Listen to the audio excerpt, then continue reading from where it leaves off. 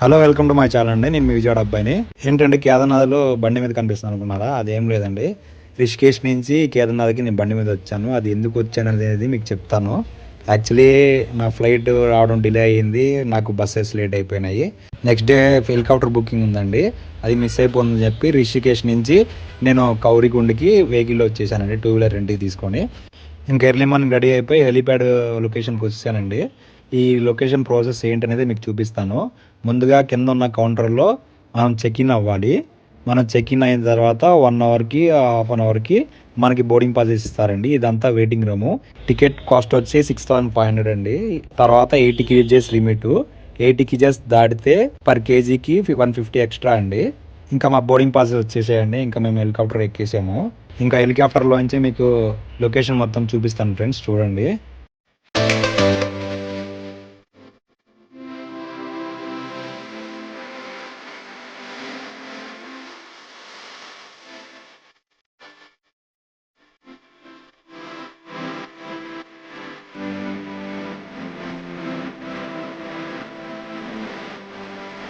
మీకు కింద కనిపిస్తున్న రూట్ వచ్చి అదే బైవాక్ రూట్ అండి. అది 27 కిలోమీటర్స్ ఉంటుంది. తర్వాత మీకు వెళ్ళే దారిలో మొత్తం టెంట్స్, హోటల్స్ అన్నీ ఉంటాయి. ఏమి ఇబ్బంది ఉండదు. మీకు దారిలో గుర్రాలు, డోలీలు అన్నీ ఉంటాయండి. అవి కాస్ట్ సపరేట్గా ఉంటాయి.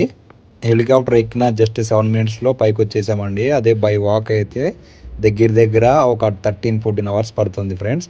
ఎవరైనా ప్లాన్ చేసుకునే వాళ్ళంటే ముందుగానే ప్లాన్ చేసుకోండి. 1 మంత్ ముందు బుక్ చేసుకోవాలి ఫ్రెండ్స్, లేదంటే హెలికాప్టర్ అవ్వదు.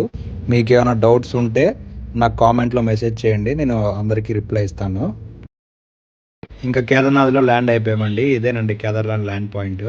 ఇక్కడ నుంచి 2 కిలోమీటర్స్ టెంపుల్ ఉంటుంది. చూసారు కదా ఫ్రెండ్స్. వీడియో కనుక నచ్చినట్టయితే లైక్ చేయండి, షేర్ చేయండి, అలాగే సబ్స్క్రైబ్ చేయండి. ఇట్లు మీ విజయవాడ అబ్బాయి అండి. ఇంకా మోరన్ని వీడియోస్ కోసం వెయిట్ చేయండి.